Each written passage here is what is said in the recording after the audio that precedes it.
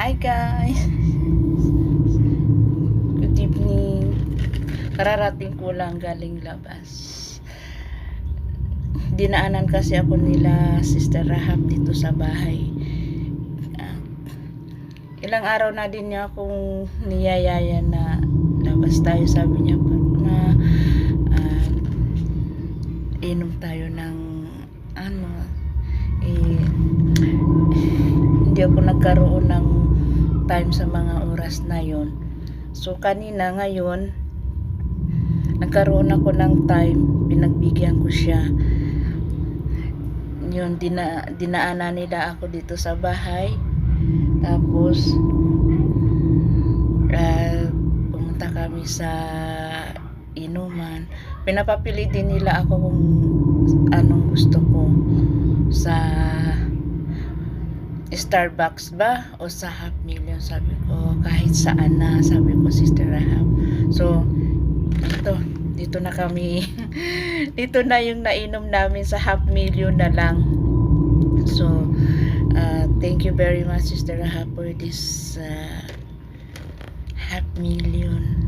It's too much delicious, but problema ko ngayon Sister Rahab, baka hindi na ako makakatulog nito. So may isa pa na may binigay din sila sa akin. Dalawa kasi silang magkapatid.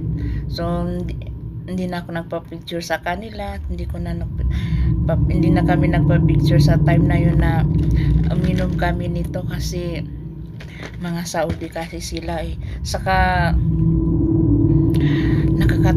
nakatakip ng mga mukha yun So siyempre just respect, okay? And ito pala yung binigay nila sa akin. Charan! Prada bag. Ito bag na Prada. Pero bakit kaya medyo lalaki naman to na bag? Hala ka Sister Rahab, baka sa nanay mo to Sister Rahab pinamigay mo yung bag ng nanay mo. Joke.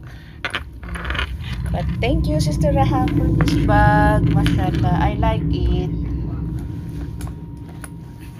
Okay. Bango Thank you Sister Rahab. Meron pa isa.